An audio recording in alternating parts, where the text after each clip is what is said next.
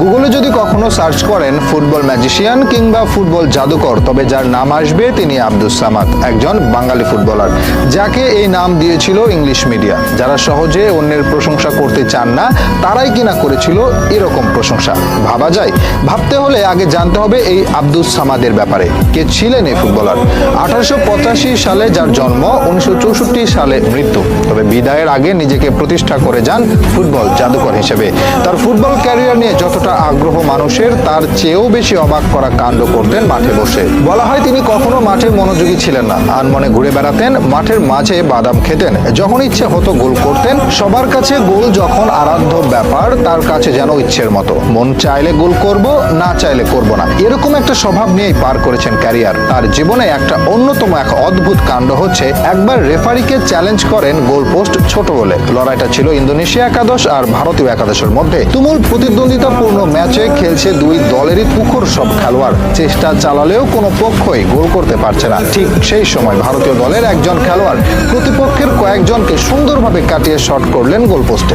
বল পোস্টে লাগলে রেফারিকে গিয়ে বললেন পোস্টের সাইজ ছোট, সেটা মেপে দেখতে। রেফারি ভাবেন মজা করছেন সামাদ, তবে তার জোড়াজুড়িতে পোস্ট মেপে দেখা যায় সত্যিই পোস্টের সাইজ ছিল ছোট।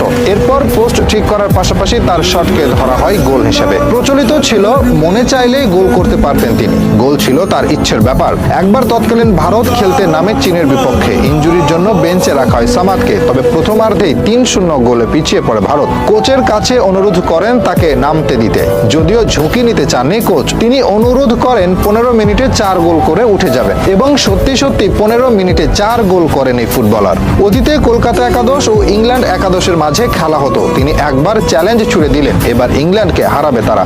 অহংকারী ব্রিটিশরা কথাটা ভালোভাবে নেয়নি, তারা চেয়েছিল ভারতকে বরাবরের মতো গুঁড়িয়ে দিতে।